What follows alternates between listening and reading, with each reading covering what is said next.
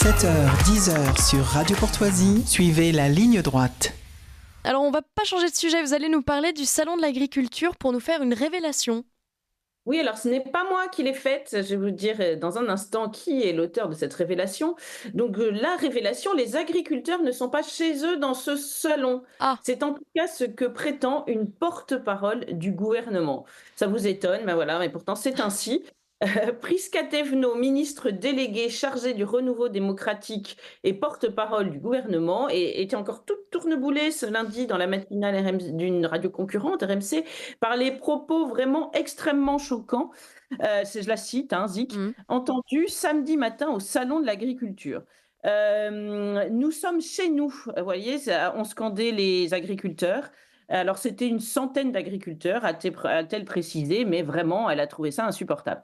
Alors, elle a attrapé avec gourmandise la perche que lui a tendue obligeamment Apolline de Malherbe. La journaliste a dit, cela fait évidemment écho, j'imagine, à On est chez nous, qui est un slogan historique du RN et de l'ancien FN, a donc demandé la journaliste. Alors là, tout de suite, ça a été le cri du cœur. Prisca Thévenot a répondu, vous avez tout dit, vous avez exactement tout dit. Elle l'a vraiment félicité. Nous ne devons pas tolérer ce genre de propos, a-t-elle poursuivi, les yeux humides, évoquant son histoire personnelle qu'elle fait remonter jusqu'à Jean-Marie Le Pen, vous pensez, Ah oui. la bête du Gévaudan, pour ainsi dire, avec l'espoir que l'épouvantail fonctionne encore un petit peu. Donc bref, on l'a compris. Pour Prisca Thévenot, les agriculteurs ne sont pas chez eux au salon de l'agriculture puisque ceux qui le revendiquent sont d'extrême droite et vraiment, je cite, extrêmement choquant. Non, c'est incroyable. Alors s'ils ne sont pas chez eux au sein de l'agriculture, où le sont-ils? Bah, vous avez raison, on se gratte la tête. Où sont-ils encore chez eux? Alors, ils sont plus chez eux dans leur ferme, hein, où les fonctionnaires de l'Office français de la biodiversité, armés comme des shérifs, débarquent sans crier gare et se prennent pour des cow-boys, selon l'expression d'un représentant de la FDSEA de l'Eure, rencontré lors des barrages de tracteurs sur celui de Buchelet. Alors, je ne veux pas me tromper, j'espère que c'est celui de l'Eure et pas Mhm. des Yves, mais l'un des deux. Et ils sont plus non plus dans leur GAEC, où la surtranscription française des normes européennes, avec cette manie de vouloir être le premier de la classe qui fait du zèle et court devant. Vous savez, la France, c'est le Agnant dans le petit Nicolas Hmm. de l'Union européenne. Eh bien, cette surtranscription française les consomme, les use, les étrangle, les commande et les ficelle. Ils ne sont plus non plus chez eux, chez les acheteurs de l'agroalimentaire qui leur préfèrent jusque notre propre sol des produits étrangers moins coûteux, soumis à des normes moins sévères. C'est la casse sociale, nous sommes délocalisés comme les ouvriers il y a quelques années, s'écriait devant moi, les larmes aux yeux, une éleveuse sur ce même barrage de Buchelet. Et de fait, que lui répondre? Ouais. Et s'ils ne sont pas chez eux au salon de l'agriculture, qui y est chez lui? Eh bien, sans doute Emmanuel Macron, en Catherine II, traversant en majesté le village Potemkin, en dispensant au passage paternel et irrité aux quelques moujiks réfractaires. Vous savez que la Russie est à la mode en ce moment, donc c'est pour ça que je me permets cette métaphore. Traînant par là, de ces moujiks traînant par là, ayant l'outrecuidance de se pressant de chez eux, et il leur distribue quelques coups de knout sémantique dont il a le secret. Vous avez pu voir les différentes vidéos dans lesquelles Emmanuel Macron leur répond. Hmm.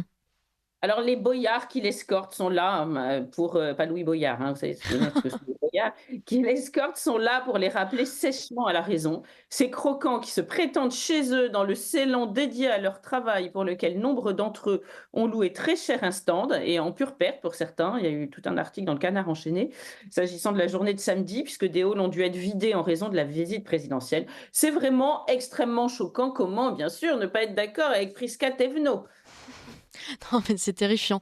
Merci beaucoup, Gabriel Cluzel. Alors, Jean, on a fait une petite référence à Louis Boyard. Est-ce que vous avez vu cette vidéo de Louis Boyard au salon de l'agriculture, les yeux qui sortent des orbites rouges cette vidéo est complètement dingue.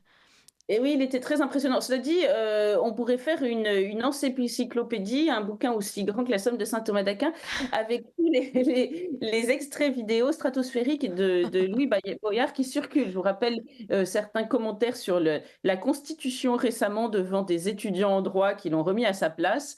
Et oui, de fait, c'était assez dingue. Je crois que ça sera peut-être retenu du reste sur Boulevard Voltaire pour Ouais. comment dire, un passage hebdomadaire, une petite vidéo hebdomadaire qui s'appelle Mieux vaut en rire. On appelle Ah ça oui. RER entre nous, dans lequel nous faisons le florilège de toutes les, j'allais dire les dingueries, mais ça doit pas être français, de toutes les fôleries, les non, non plus, Les folies, les folies, folies. pardon, oui, voilà. Je demande pardon aux auditeurs. Non, non. Les folies de la semaine, dont il vaut mieux rire que pleurer. Je ne sais plus quel mot utiliser pour les décrire en même temps, c'est trop compliqué. Est-ce que vous êtes allé au salon de l'agriculture, Gabriel Cluzel? Oui, je suis allée hier au salon de l'agriculture. Alors moi, j'ai trouvé ça formidable. Vous savez, je suis une petite fille Mmh. d'agriculteur.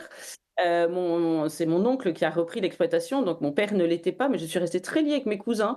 Donc j'ai un cousin qui est agriculteur, j'ai le mari d'une cousine qui est agriculteur, j'ai le D'accord, fils d'une cousine qui reprend une exploitation en Aveyron, pour tout vous dire. d'accord. Donc je me suis sentie vraiment chez moi au salon de l'agriculture. J'ai vraiment trouvé que c'était une France merveilleuse et du reste très accueillante. Mais je crois aussi que vous l'avez vécu. Oui, absolument. Truc J'y ai croisé vos journalistes, justement. Nos J'ai rédactions se tellement sont aimé que je croisées. projette d'y retourner. Ah oui, je vous le souhaite vraiment, c'est vraiment formidable. Mais écoutez, merci beaucoup, Gabriel Cluzel. Je rappelle que vous êtes directrice de la rédaction de Boulevard Voltaire. On se recroisera peut-être dans les allées du salon. À la semaine prochaine.